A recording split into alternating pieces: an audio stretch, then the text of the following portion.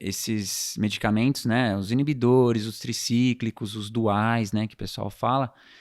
E falando os nomes aí, amitriptilina, sertralina, fluoxetina, venlafaxina, estalopram, né, só para deixar os nomes. Se fizeram estudos, viram que esses medicamentos, eles acabam aumentando a taxa de suicídio, principalmente entre jovens. Então, é complicado, né, cara? Porque às vezes o pessoal fala assim, mas eu trato a depressão, do jeito que é classificada lá tal, para prevenir o suicídio. Só que é comprovado que esses medicamentos, eles aumentam a taxa de suicídio, né?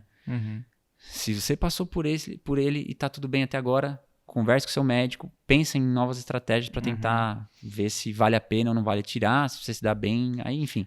Mas eu tenho que ter esse cuidado porque a gente começa a se inflamar, né? Porque a gente vai ficando, nossa, mas não funciona mesmo, tal, os estudos não mostram, tal. Então a gente tem que ter esse cuidado para também... Então, eu não acho errado usar os medicamentos inibidores seletivos, os benzodiazepínicos. Não acho errado. O problema é não falar os efeitos colaterais na consulta. Olha, se você é um paciente jovem, está passando, sei lá, por uma fase difícil do vestibular, você foi demitido do emprego e você trouxe para a consulta a demanda de pensamento e planejamento suicida, tudo bem, vamos fazer esse tratamento. Mas olha, nas primeiras semanas, se a gente começar com esse medicamento X aqui, ele aumenta os sintomas ansiosos, aumenta a agitação, aumenta a insônia, aumenta o risco de suicídio. Dividir o risco com o paciente é um comportamento médico que é quase um compromisso social. Só que muitas vezes os efeitos colaterais ficam por baixo do pano, né? Não aparece na consulta, não aparece na narrativa médica. Simplesmente é vendido como a esperança, né? A única esperança do paciente é aquela receita que o médico vai passar. Por exemplo, os sintomas, que é o que acontece também na consulta, é que é difícil falar das emoções, né? É difícil falar da tristeza, é difícil falar do que está acontecendo em casa.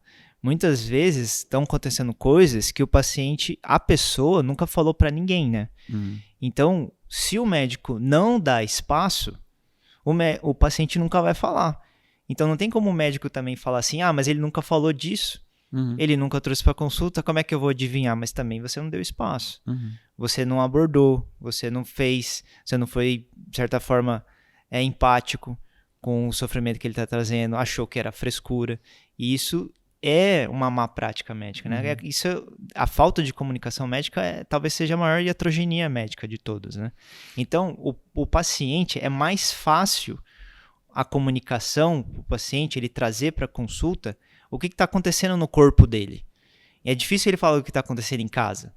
Então, os sintomas físicos, né, que a gente chama de sintomas clínicos inexplicáveis, né, é fácil para o paciente traduzir, é fácil para ele comunicar isso. Olha, tem alguma coisa errada, só que o que está acontecendo é um formigamento na minha mão, é uma boca seca, eu não consigo mais dormir, eu estou ficando acordado a madrugada inteira, estou perdendo peso, eu estou comendo mais, eu aumentei o uso do cigarro, eu aumentei o uso de substâncias, estou bebendo mais. Então, é fácil para o paciente falar isso, é quase que um comportamento, né, de comunicação. O paciente está comunicando o sofrimento dele através o sofrimento apareceu para ele no corpo dele dessa forma. Então, é isso que ele vai trazer na consulta. Só que a gente não pode usar isso como oportunidade de medicalizar o sofrimento. A gente tem que ir na raiz do problema. E a raiz do problema foi o que gerou esses sintomas clínicos inexplicáveis no corpo, que está lá atrás, que é a decepção, os conflitos, né? Talvez o abuso infantil que aconteceu lá atrás, e isso está sendo trazido à tona, uma ansiedade, né? Uma tristeza. Então, faz parte da habilidade médica também. Não vou nem chamar de anamnese, né? Porque não a gente está falando de doença.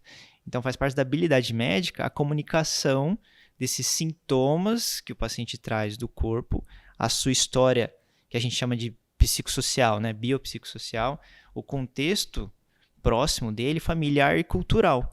Como que ele enxerga a tristeza, como a família dele aborda a tristeza, como outros familiares, né, tiveram situações parecidas e como ele teve essas situações de conflito no passado e como que ele lidou com isso.